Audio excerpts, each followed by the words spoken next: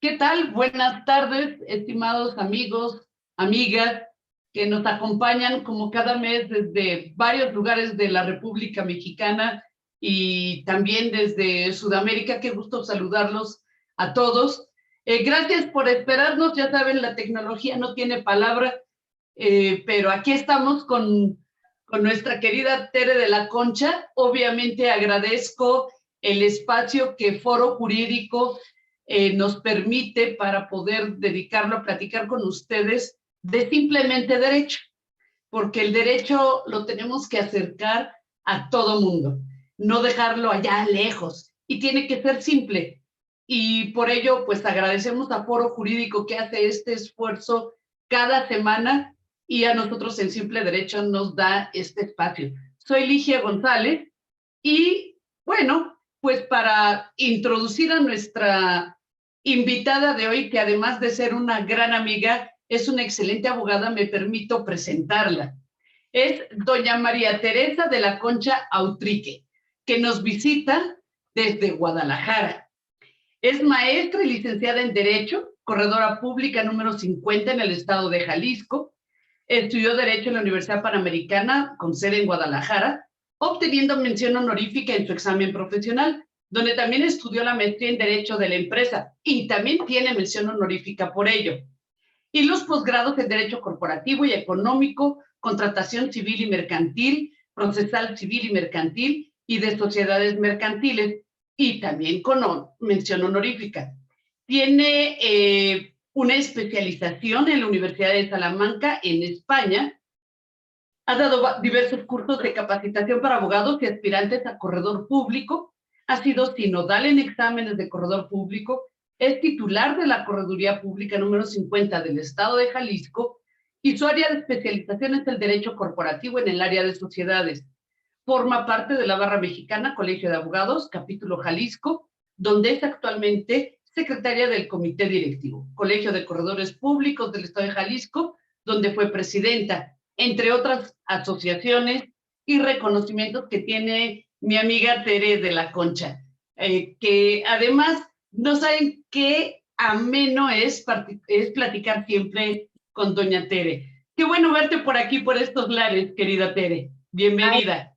muchísimas gracias, Ligia. Gracias a Foro Jurídico por el espacio que te da y que nos da a los abogados que nos invitas para pues platicar de esto, de simplemente derecho, tratar de acercar el derecho, como tú dices, a las demás personas que no son abogados y que no le tengan miedo al derecho. Exacto, y para los que quieren ser abogados y que se les antoje estudiar, que vean que es muy divertido e inacabable. Bueno, y salud, amigos, amigas, tráiganse su cafecito y su té. Ya saben que este es un espacio de plática tranquila e informal y amena. Pues mi querida Tere, siempre empiezo preguntándole brevemente a nuestros invitados, ¿cómo fue tu día? ¿Cómo es un día de una corredora pública como tú en el estado de Jalisco? Bueno, pues todos los días a mí me gusta llegar muy temprano a mi oficina, reviso los pendientes con mis abogadas, si tengo certificaciones de hechos que son bastante recurrentes, tratamos de hacerlas en la mañana por una cuestión de seguridad, entonces pues tenemos que tener previamente, las que hago mucho son de requerimientos de pago tristemente, pero alguien las tiene que hacer. Y Sí. entonces preparamos los instructivos para ir a hacer el requerimiento, porque pues normalmente no está el representante legal, entonces dejamos la notificación con el representante legal y tratamos de hacerlo de la manera lo más amigable posible. Nunca es agradable que lleguen y te cobren, pero pues... Y también llego y reviso con las abogadas los proyectos que ya tienen pendientes y yo me dedico a los proyectos más especializados y con ellas nada más les doy instrucciones de sus proyectos. Básicamente ese es mi día. Y bueno, ya saliendo de trabajar, pues a veces hago otras cosas. Digo, como tú bien sabes, me encanta la cocina. En Sí. momentos de ocio cocino.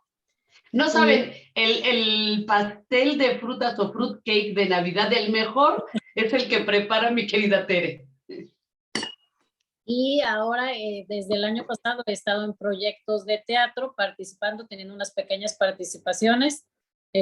Ya para la semana que viene estrenamos obra de teatro.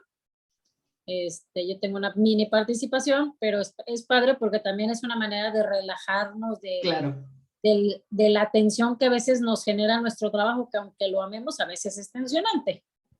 Claro. Y bueno, platícame una cosa del corredor público, porque quizás alguien de nuestro auditorio va a creer que el que habla por teléfono para cobrar y que te está molestando a las 12 de la noche es un corredor público, pero no es así. ¿Qué tipo de requerimientos de pago haces tú? Bueno, por ejemplo, principalmente los hago para financieras, cuando alguna persona no cumple con sus pagos, yo no soy esa que te habla por teléfono, como tú dices. A mí me mandan un correo la financiera, me dicen, oye, necesito que vayas a requerir a tal empresa, me mandan su carta de requerimiento que dicen que en relación a tal contrato y que debió de haber pagado desde tal día y que tiene tantos meses atrasado, y le hacen ahí un mini estado de cuenta y le dicen, oye, tienes tantos días para pagarme. Entonces me mandan previamente un correo para que yo me programe y vaya a hacer el requerimiento. Me lo entregan, ya sea si son personas que están aquí en Guadalajara, pues la financiera me lo va y me lo entrega, y si no, pues me lo mandan por correo, porque esos requerimientos los puedo yo hacer sola o acompañada de la persona, como el cliente decida. Cuando son empresas foráneas, pues normalmente voy yo sola, pero tengo que preparar lo que te decía yo, un instructivo, por si no encuentro el representante legal, que es el 99.99% de las veces. Y entonces, pues yo llego, tengo que verificar que el domicilio al que me dicen que vaya sea de la empresa. Luego, ya llegando ahí, pues pregunto por el representante legal y les explico de qué se trata y les digo, oigan, pues es que los vengo a requerir de pago de tal empresa porque tienen este adeudo y ya. Y yo siempre les digo, si procede o no procede lo que dice ahí el documento, no es conmigo, Claro. simplemente soy una emisaria que te está diciendo que te están requiriendo de pago. Ya si hay la legalidad o no, velo con tus abogados. Yo siempre les digo que se asesoren, ¿no? Y también me ha tocado hacer de seguros de cuando les dicen que no les van a pagar. Esas son la primera vez que hice una, casi se me partía a mí el corazón. Ay, ¿por qué? Pues sí tienes que requerir a una persona que probablemente no tenga los recursos, ¿no?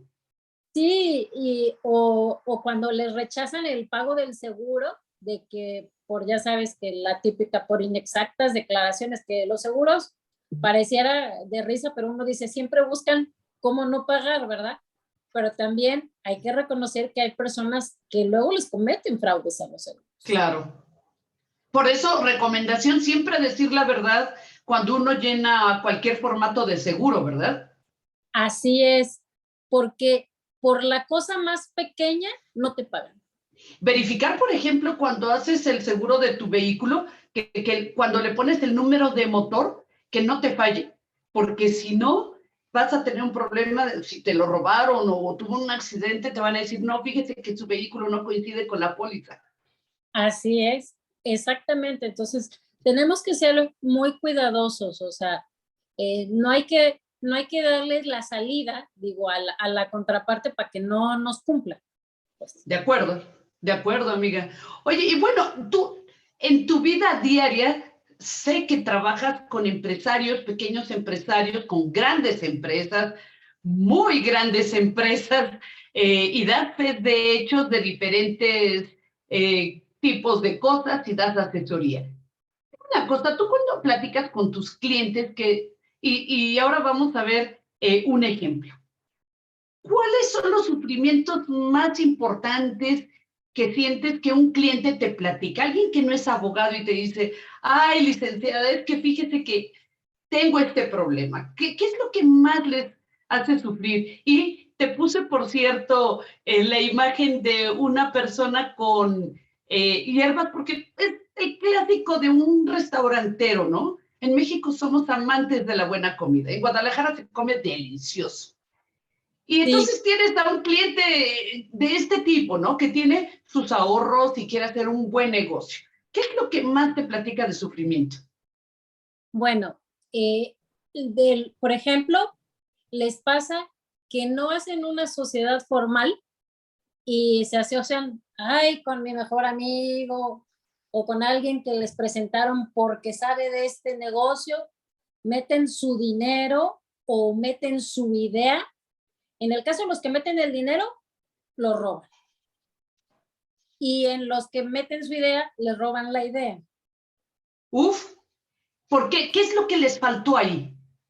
Pues les faltó, por lo menos, si no querían constituir una sociedad, por lo menos haber hecho un contrato de asociación, algo donde se reconociera que es mío y que es tuyo y cuál es el porcentaje de este contrato. Pensemos, pudiera ser un contrato de asociación en participación o cualquier otro contrato, pero que me diga con qué estoy entrando yo a este negocio y con qué está entrando la otra persona y que se identifique qué aporta cada quien. Entonces, ¿me podrías decir si la mayor parte de tus clientes sufren por falta de previsión o exceso de confianza? Yo creo que es un poco de las dos y también sabes que también tiene que ver mucho de la cultura del mexicano del el ahí se va, mejor no planeo. Yo, por ejemplo, lo ideal que sería cuando voy a constituir una empresa, antes de venir conmigo como abogada, ten tu plan de negocio primero para que veas si va a ser un negocio. O sea, tienes que hacer tu plan de negocio, que eso no tiene que ver conmigo, pero yo sí, luego, ven conmigo y platícame qué idea tienes de sociedad, porque también muchos vienen casados con idea de sociedades muy grandes, llegan y, es que quiero hacer una SAPI, una sociedad anónima versión, y yo digo, pues aquí, si es una empresa que va a empezar chiquita, yo prefiero hacerles una sociedad más sencilla y trato muchas veces, la que a mí me gusta mucho es la sociedad de responsabilidad limitada, porque es una sociedad más sencilla, que tiene sus complejidades como todas, Claro. pero puedes empezar y puedes empezar por eso y además la sociedad, bueno, pues tú y yo lo sabemos, luego la podemos convertir en una sociedad anónima y luego la podemos convertir en SAPI, porque luego se llenan de complicaciones corporativas y que tienen que seguir ciertos procedimientos que la verdad el empresario cuando va empezando ni los necesita. Claro. Y entonces tú podrías dividir que los problemas o retos son los comerciales y para eso es, pues, haz tu plan de negocio. Así es. Y los legales, ¿no? Y hay veces que la gente, pues, se va mucho hacia los temas comerciales y se emociona y no tiene el contrato, o se hace tanto hacia que quiere hacerlo todo tan perfecto legal que hace una sociedad complicada y ya no le pone tanto tiempo al negocio, ¿no? Así es. O por ejemplo, si constituyeron la sociedad, vieron la parte comercial, pero oh, sorpresa, no registré la marca. Wow, Y, claro. y llega a lo mejor uno de los socios se da cuenta que el que tenía la idea y el que había creado la marca y el que tenía toda el expertise, le roban la idea, van y registran la marca y se le ponen enfrente. Y entonces esta sociedad no va a caminar y la del Vivales camina. Y fíjate que ahí a mí me ha tocado, amiga, el que la gente, como somos mexicanos y somos muy de corazoncito, como que nos sentimos mal de pedirle a nuestro socio, nuestro gran amigo, nuestra gran amiga, oye, fírmame el papelito, ¿no? Así es. Porque, Es lo más común. Mira, hace unos años una amiga, y no era precisamente para un negocio, sino, oye, es que le voy a rentar y no sé qué, le dije, bueno, le dije, sí, aunque sea que te firme un contrato de arrendamiento, ya de perdida, el que sea, pero que tengas un contrato. Digo, no, o sea, porque no me están diciendo, hazme el contrato, sino, oye, le dije, no, pues tienes que tener por lo menos un contrato. Ya de ahí hasta vamos. redáctalo tú, de que menos, ¿no? Exactamente, ya de que menos yo dije, bueno, de que menos que tengas un contrato. Ya después entramos de que si el contrato está bien hecho, mal hecho, pero de nada a tener un contrato, bueno, pues a lo mejor un contrato te ayuda, por lo menos en ese caso de ellos era porque yo quería que tenían su contrato de arrendamiento para que no se desvirtuara este, el cómo estaba esa persona en ese inmueble. Y dime una cosa, ¿cuáles son los problemas legales ya yéndonos hacia el tema? O sea, tienes tu plan de negocios, llegan contigo y te dicen, licenciada, ¿cuáles son? Ya llegué sufriendo porque me robaron, me vinieron a requerir el pago, etcétera. ¿Cuáles son esos problemas legales más comunes con los que llegan a llorar contigo tus clientes? Bueno, el primero es, quiero rápido la sociedad, ¿cuánto me voy a tardar? El RFC, luego ahorita se ha vuelto que no es un problema estrictamente, es legal porque ahora tenemos que pedirles más documentación para constituir la sociedad a raíz de la ley antilavado, y más ahora que entró el tema del beneficiario controlador, se complica más y las empresas van a tener una carga administrativa más fuerte. Entonces tenemos que pedir información de los socios, de los esposos de los socios, sus RFC, sus domicilios, comprobantes de domicilio. Entonces, aunque son cuestiones administrativas, también son cuestiones legales. ¿Y por qué? ¿Por qué nos están pidiendo todo eso? Mira, para empezar, bueno, empezamos con el tema de la ley antilavado que nace en 2013. ¿Y por qué? Porque se descubre que las organizaciones criminales meten su dinero mal habido, por llamarlo de alguna manera, y entonces, ¿qué hacen? Buscan negocios que sean legales para meterlos, y así sucede, por eso le decimos lavado de dinero, porque si recordamos, el lavado de dinero nació en Estados Unidos a través de unas lavanderías, que por eso se llama lavado de dinero, ¿no? Y entonces, aparentemente ese dinero que era ilegal, como entra un negocio legal, pues ya luego lo retiran y pues ya es dinero legal. Limpio. Y entonces, el Grupo de Acción Financiera Internacional empieza a poner una serie de candados y solicitándole a las naciones que cumplan. Entonces, se supone que estamos cumpliendo unas obligaciones internacionales que tiene el país. Entonces, primero nace esta ley y nos pone una serie de obligaciones. Esto es para, digamos, para los particulares. Me refiero así porque las instituciones financieras tienen obligaciones en materia de lavado de dinero e identificación de operaciones todavía más fuertes que las que contempla esta ley. Ellas quedan fuera de esta ley antilavado, tienen una regulación específica. Y después, el año pasado, sale esta reforma del beneficiario controlador y también es tendiente a lo mismo. Todo es una parte de fiscalización y lo que se pretende es llegar a quién es la persona física que está detrás de esas acciones. O sea, tendrías que seguir toda una cadena hasta llegar, que a veces prácticamente es imposible cuando tienes inversión extranjera y viene una compañía extranjera y a su vez ella es controlada por otra y por otra y por otra, pues llega un momento en que dices, no, pues para qué. Yo con el último changuito de la cadena está complicado.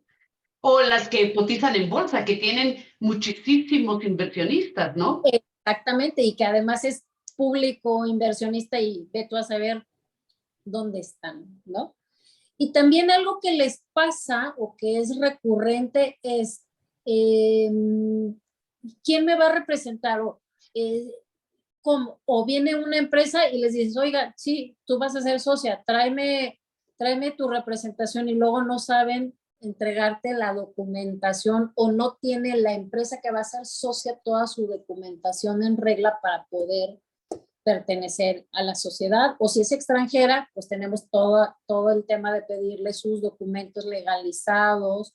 Si es en otro idioma, tenemos que hacer la traducción. Ok, este es un tema muy importante.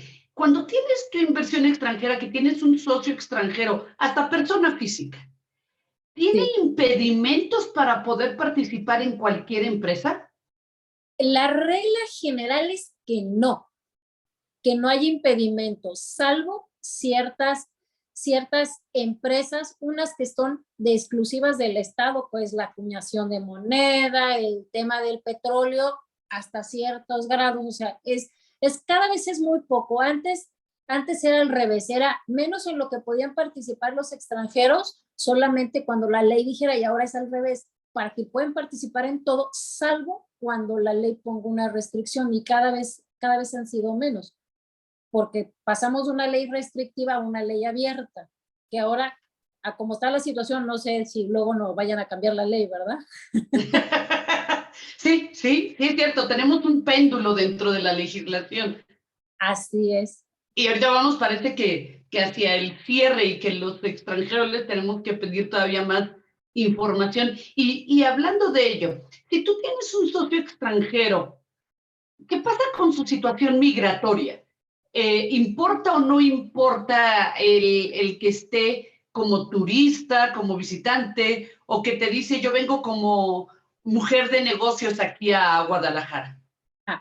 Lo importante es que tenga legal estancia. Antes, cuando teníamos la ley de migración anterior, todo esto, la ley general de población anterior, las características migratorias eran diferentes. Y decías, el único caso en que no puede entrar, no puede constituir una sociedad, era que fuera transmigrante, que nada más fuera de paso por México. En ese caso no se podía. Entonces aquí ahora, actualmente es con que me acredite su legal estancia en México, lo puede ser. Es muy diferente si luego ya va a ejercer aquí ciertas actividades, entonces si es extranjero tendrá que tener la autorización correspondiente. Para constituirla no tenemos problema, lo único sí es que tengan legal estancia y que me la acrediten con el documento migratorio. Yo les saco copia porque ellos tienen que conservar su documento migratorio. Si lo pierden es un verdadero problema.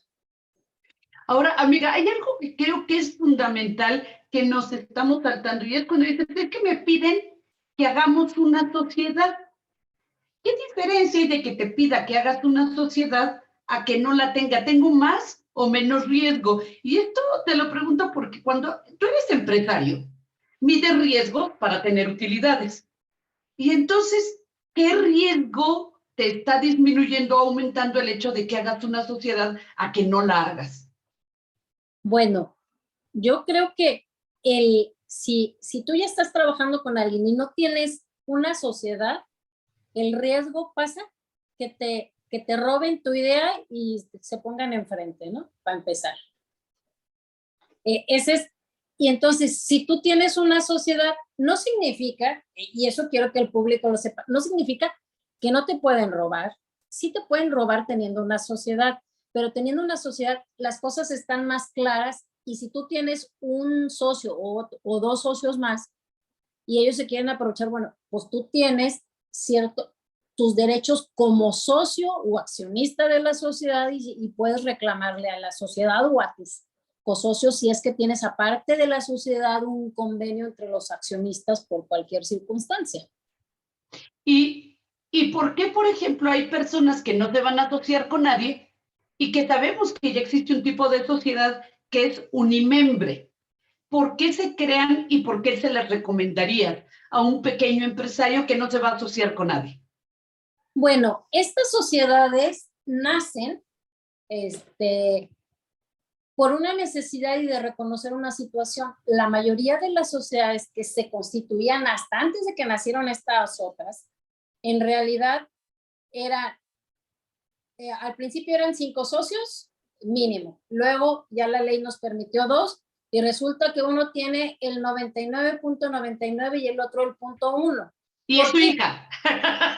Y artificialmente, sí. Su esposa, su hijo, quienes gusten, o su mamá, ¿no? Entonces era, la realidad es que era una persona que le recomendaron, por a lo mejor por una cuestión fiscal, que hiciera una sociedad. Luego los abogados le llamamos un vehículo, así les decimos a veces a las sociedades o a los contratos, un vehículo. Y entonces decía, tengo más beneficios o tengo más deducciones siendo a lo mejor persona moral que persona física. Entonces, me constituyo así, pero yo controlo todo. Entonces, Claro. ¿qué pasó a nivel mundial? Y aquí en México se reconoció una circunstancia que estaba sucediendo. ¿Qué pasó a mí? ¿Qué pasó con esta reforma? Que para mí la reforma se quedó corta, porque estas sociedades, si llegan a un tope de ingresos, que además no sabemos por qué pusieron ingresos y en otras circunstancias está medio extraño, tienen que convertirse en una sociedad anónima. Bueno, ¿Cuánto es este monto, amiga? Más o menos ahorita son un poquito más de 5 millones de ingresos. Anuales. Anuales. Está puesto en UDIs, nada más ahorita no tengo exactamente el monto, pero en el momento en que lleguen a ese tope de ingresos, por ley se tienen que transformar. ¿Qué limitantes también tienen estas sociedades? Que también pueden existir estas sociedades, las SAS, como les llamamos, puede haber más de un socio, pero no pueden ser socios en cualquier otra sociedad. Wow. O sea, nada más ahí es casi y te tienes que mantener sin crecer. Entonces, pues no es tan atractivo. Yo tuve la oportunidad de participar en una transformación que era una sociedad que ya había llegado al tope de ingresos y la tuvimos que convertir en SA. Entonces, pues búscate el otro socio. Entonces decimos, bueno, si ya la ley estaba reconociendo esta circunstancia, pues hubiéramos permitido que hubiera las famosas que le llamamos sociedades unimembres o empresas de una zona sin esta barrera. Además, algo que estas sociedades se constituyen en línea. Y hay por ahí, en estas, nada más basta tener la firma electrónica, ingresan al portal, tiene toda una mecánica y al final tienen sin costo, se supone que les tienen que entregar su RFC y su registro de la sociedad. ¿Qué tiene? Que no te da la oportunidad de construir tú tus estatutos. Ok. Entonces, a lo que el sistema te dice, es el sistema. Sí, tú escoges tu actividad, me parece, y ya lo que tú selecciones hace, pero es como muy limitado. Y claro, te piden eso, que cuando, por ejemplo, cuando vienes a constituir una sociedad conmigo, yo te tengo que pedir tu identificación, tu cédula fiscal, tu comprobante de domicilio, o sea, una cantidad de cosas que cuando nacieron estas sociedades y nosotros seguimos pensando, es una vía para lavar dinero, eso es lo que pensamos. No que necesariamente todas las sociedades sean así, las que estén constituidas de esa forma, pero como digamos, es un poco más laxo ahí lo que se requiere para constituirlas, pensamos. Y además hay una realidad también, muchos contadores o muchas personas les entregan a sus contadores sus firmas electrónicas y luego entiendo, unos abusaron con eso y constituyeron sociedades sin que sus clientes supieran. ¡Wow! Y entonces tiene suplantación de identidad. Exactamente. Fíjate que, y otra cosa que quizás valga la pena que nuestro auditorio lo sepa es que constituyes también una sociedad para tener limitado tu riesgo, porque si no la constituyes, igual y en una de esas hiciste una empresa con mucho riesgo, sin tener la separación de tu patrimonio y de tu negocio, y a la hora de la hora, alguien como tú podría ser enviada a cobrar y vas a cobrar hasta el bien y los bienes y tu coche y tu casa y los cuadros famosos, a diferencia que si tuvieras una sociedad en que el límite, si te portaste bien, es el patrimonio de esa sociedad y no tu patrimonio personal, ¿no? ¿Cómo ves? Sí, y ahí sí hay que recomendarles que constituyan o una sociedad de responsabilidad limitada o una anónima. Que son ¿Por qué? Porque, por ejemplo, ya no se usa mucho, pero tenemos también la sociedad de nombre colectivo y la comandita, y ahí la responsabilidad, por ejemplo, la del nombre colectivo, la responsabilidad se puede volver a veces hasta ilimitada y subsidiaria. Hay como una especie de confusión entre lo que es de la sociedad y lo que es de los socios. Entonces, por eso esas ya no se estilan tanto. De hecho, yo les puedo decir, yo en lo personal no he tenido en mis manos una constitutiva de una sociedad de nombre colectivo. Yo no la he visto. Claro. Y también que no se confundan con la asociación en participación, porque tampoco es una sociedad per se, ¿no? Una sociedad fiscalmente le da el fisco tratamiento de sociedad, pero no es sociedad. Casi le reconoce personalidad jurídica cuando no la tiene, pero bueno. Como los fideicomisos también, ¿no? Así es. Y el atractivo en la sociedad de responsabilidad limitada, como su nombre lo dice, la responsabilidad está limitada, lo mismo pasa en las sociedades anónimas. Y que es, oye, ¿hasta cuándo estoy obligada? En principio, hasta el límite de tus aportaciones. Quiere decir que si tú ya pagaste lo que te comprometiste a aportar o las acciones que te comprometiste a pagar, ya las pagaste completamente, hasta ahí llega tu responsabilidad. Y ya ahorita lo que ha pasado últimamente es que quieren, el fisco, como nunca quiere perder, quiere también tratar de llegarle a los accionistas. Ahorita por lo menos sí le llega a los administradores, que por eso tenemos que tener mucho cuidado con nuestros administradores, que sí le cumplan al fisco, porque si no ellos son los primeros responsables. Que ahí tienes otro punto bien importante. Antes me acuerdo que tú decías, ay, pues soy consejero de tal empresa y nada más era para llegar a cobrar tu centenario cada vez que tenías un consejo. Y ahora la responsabilidad de un consejero, miembro de un consejo de administración, está fuertísima, ¿no? Igual que el comisario en el caso de las anónimas, también tienen una función muy relevante. Lo que pasa es que no, yo digo que no solemos darle la importancia a esos órganos que la tienen. ¿Por qué? Porque el dueño del dinero, que normalmente es el quien constituye la sociedad, es don Panchito, y don Panchito quiere que sus chicharrones truenen, acomoda el lugar y, quiero recibir 1,000,000 de pesos de la sociedad, pues no los hay, pues a ver de dónde los sacas, ¿no? Sí, sí. Y todo entiende de rendición de cuentas, de utilidades, de que si hubo, que si no hubo, no entiende, él quiere su lana y ya. Fíjate que yo escuché hace poco y lo recomiendo, hay una institución de la sociedad civil que se llama ETHOS, que acaba de publicar una estadística de cuál es el estado en el que más tardan y es más fácil constituir una empresa, o bueno, hacerte empresario, y cuál es el que menos. Se los recomiendo mucho. Y el que salió mejor calificado fue precisamente Jalisco, porque la percepción es que en Jalisco, fíjate qué interesante, la gente sí cumple sus compromisos. Era una de las preguntas.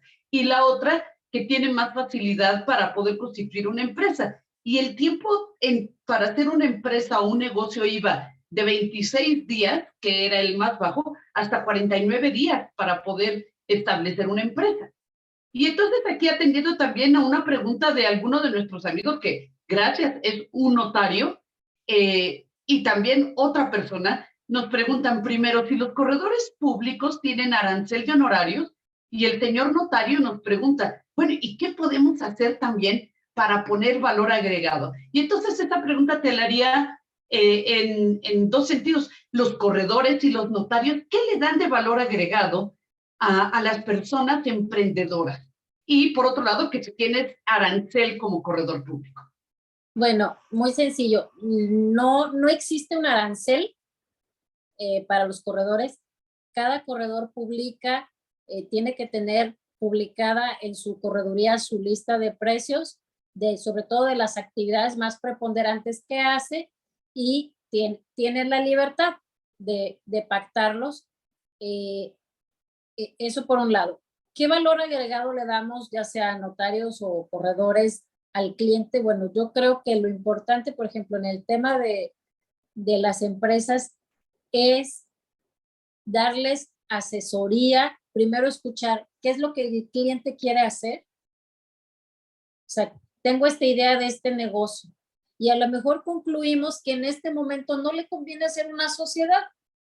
Podemos concluir, pero le vamos a hacer un contrato para que él quede protegido, por ejemplo, desde si ya tiene la marca, pues para que quede protegida su marca, si va a aportar algún equipo, maquinaria, algo, pues quede ese equipo resguardado y se reconozca que es de él.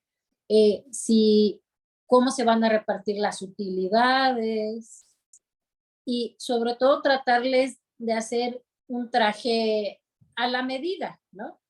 Y yo por eso digo, y a mí me gusta, sobre todo cuando son emprendedores, ir de menos a más. Sobre todo si es su primera empresa que están constituyendo, porque, por ejemplo, luego me encuentro sociedades que eran como muy sencillas y les ponen muchos candados de que, no puedes vender tus acciones si no están de acuerdo los demás. Y ya vienen contigo y ya vendieron 5 veces y ni cuenta se dieron que tenían seguimiento. Entonces yo digo, yo siempre les pregunto, oye, ¿quieres acciones así? No, pues que no. Y entonces, pues si el cliente no me dice, entonces yo mejor les pongo sus acciones de libre circulación, porque yo sé qué va a pasar. Constituyen la sociedad y pues mira, van a recibir su constitutiva y la van a guardar en un cajón. Eso es lo que... Ni la leen, ¿verdad? A veces ni leen los estatutos.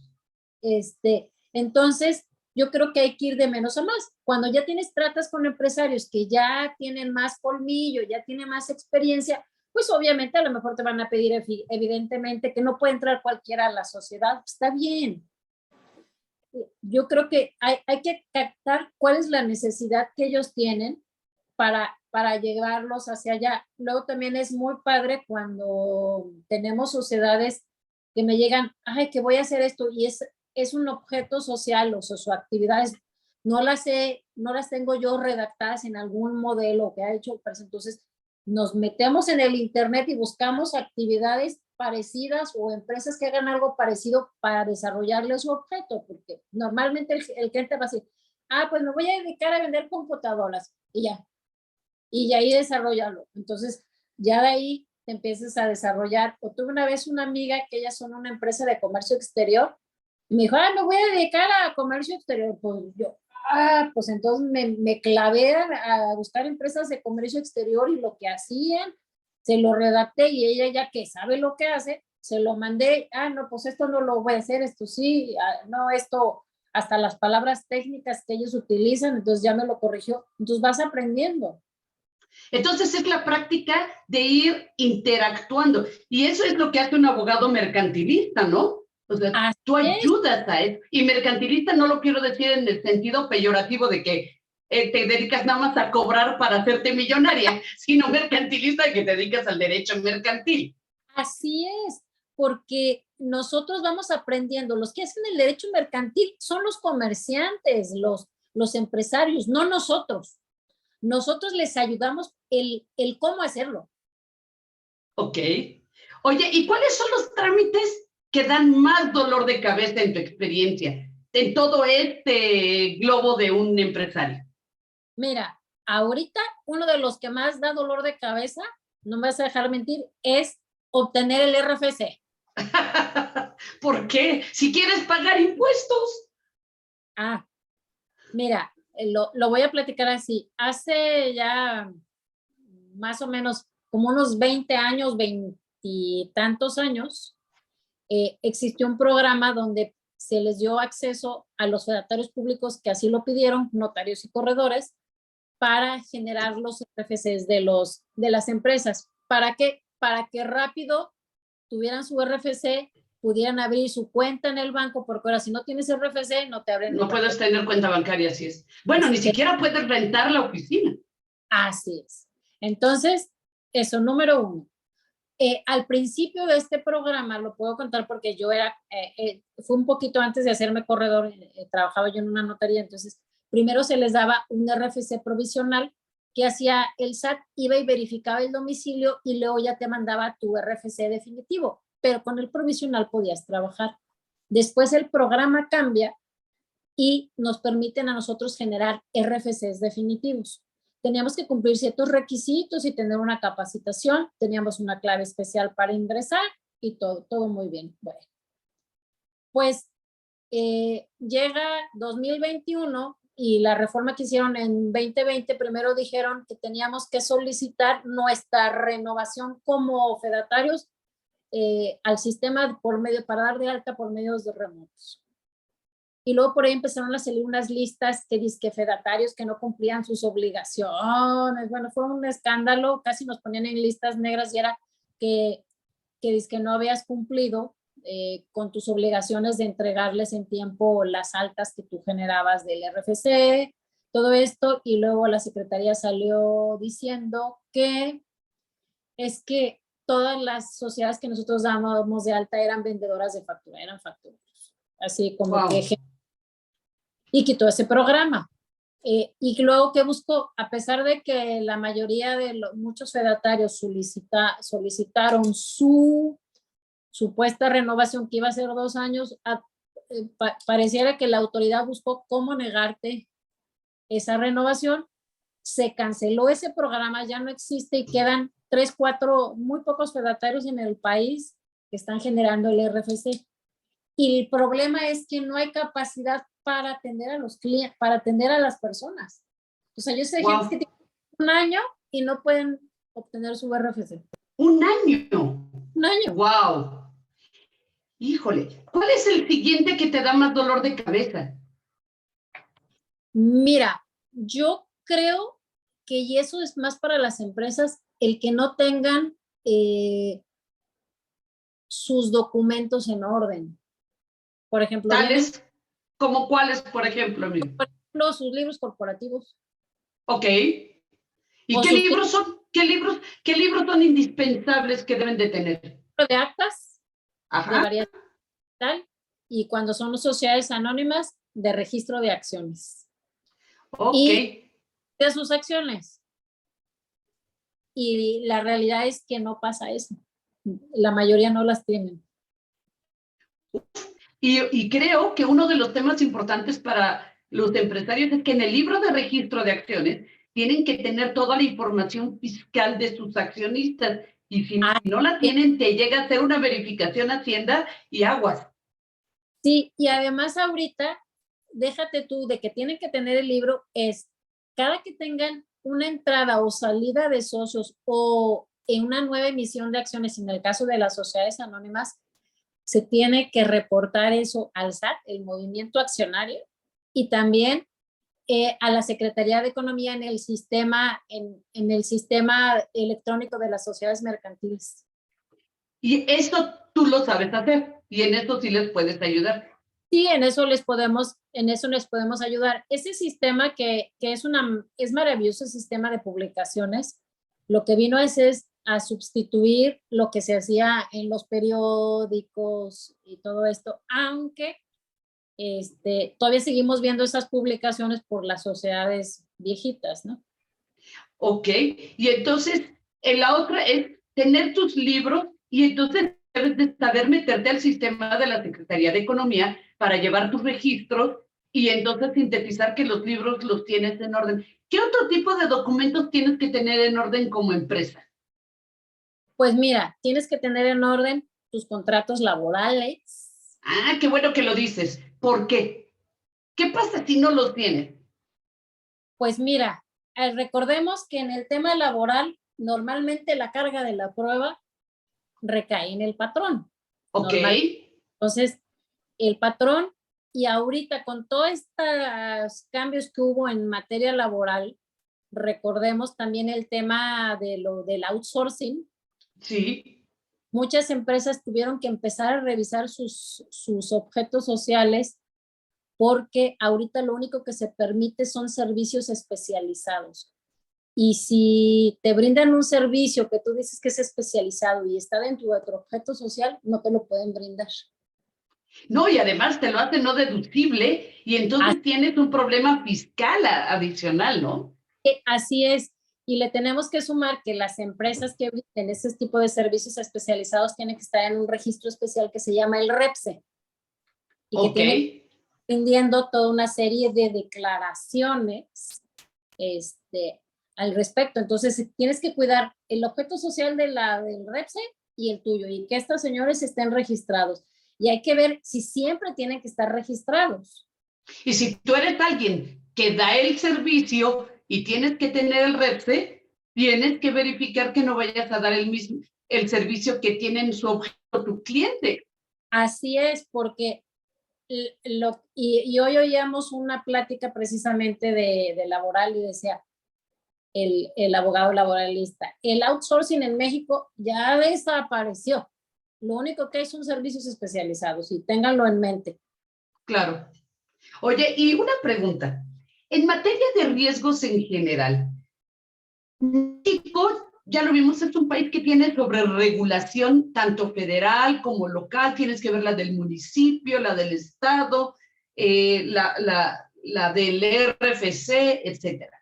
¿Es posible cumplir con todo? Y si, a ver, si es un sí, perfecto, pero si es un no, ¿cómo eliges darle prioridad?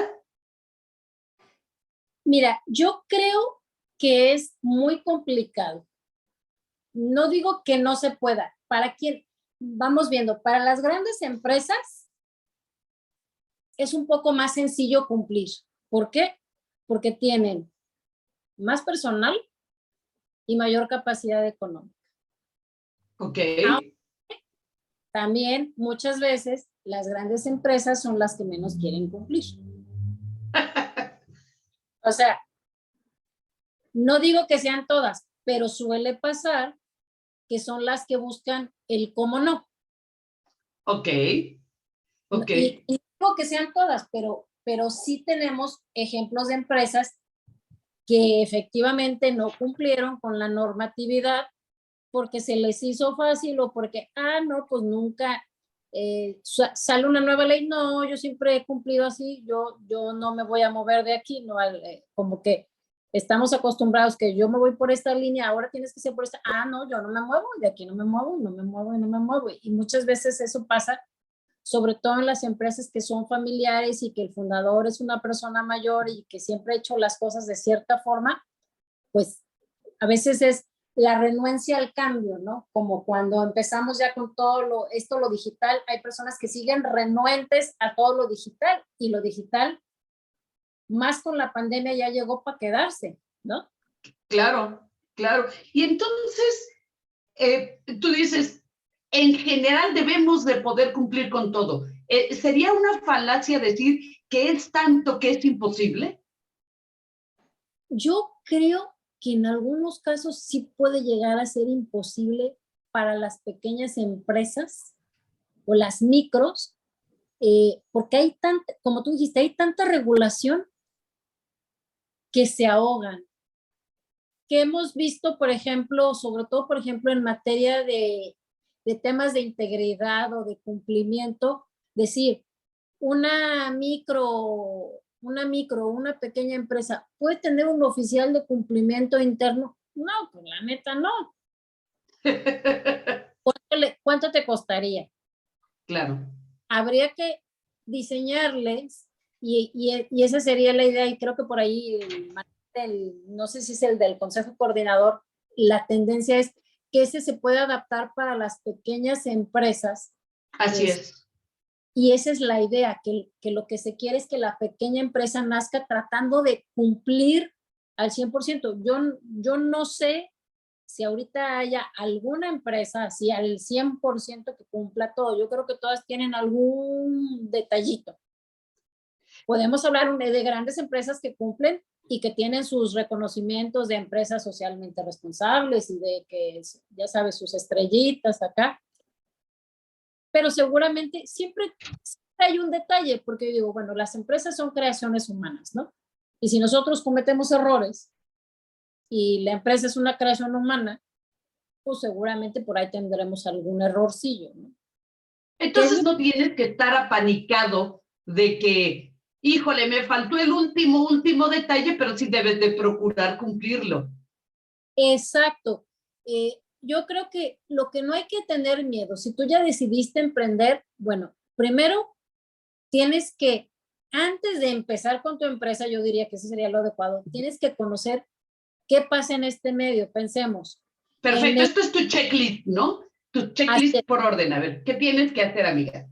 Bueno, primero, conocer conocer el ámbito en el que te vas a desarrollar. Oye, me voy a desarrollar en el giro restaurantero. Bueno, ok.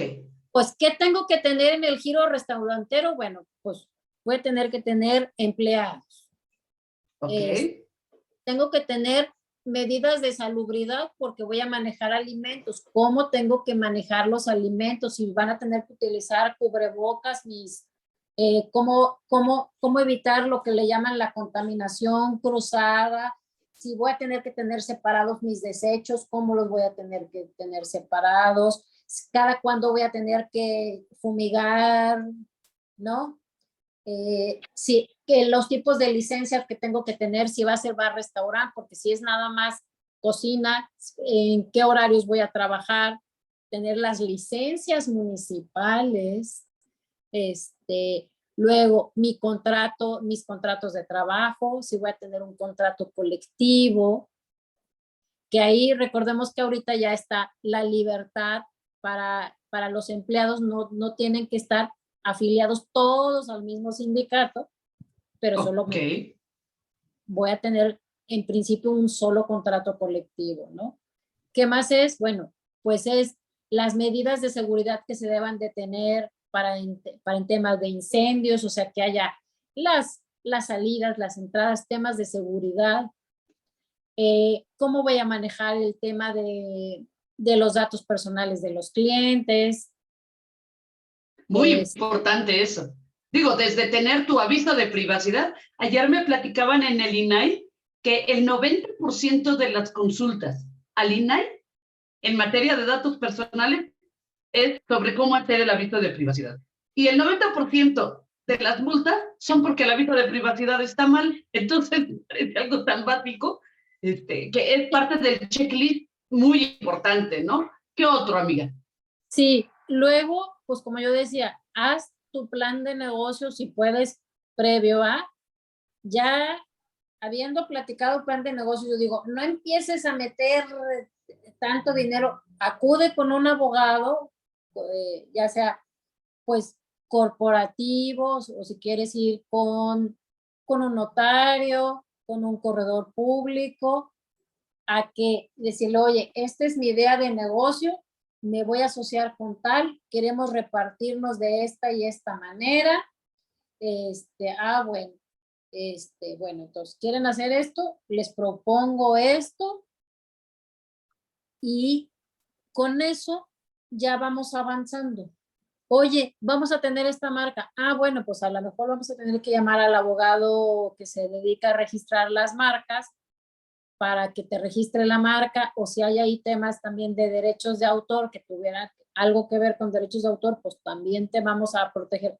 Oye, es que tenemos este terreno y ahí queremos construir el restaurante. Pues bueno, pues a ver, o lo vamos a comprar. Bueno, pues vamos a tener que ver, revisar la situación del inmueble. Ok. Este es otro punto muy importante, ¿no? El inmobiliario. Exactamente. Y también, si vas a construir ahí algo, vas a poner un negocio que puedas operar ahí. ¿Qué tal que el uso de suelo no te lo permita? Claro. Es otro de los grandes dolores de cabeza, el uso de suelo, ¿no? El uso de suelo. Oye, y ahora con el tema de sequía, el que pueda haber agua, porque ¿qué pasa? Que dices, me voy a colocar aquí y a la hora o a la hora tienes restricción hasta para el agua.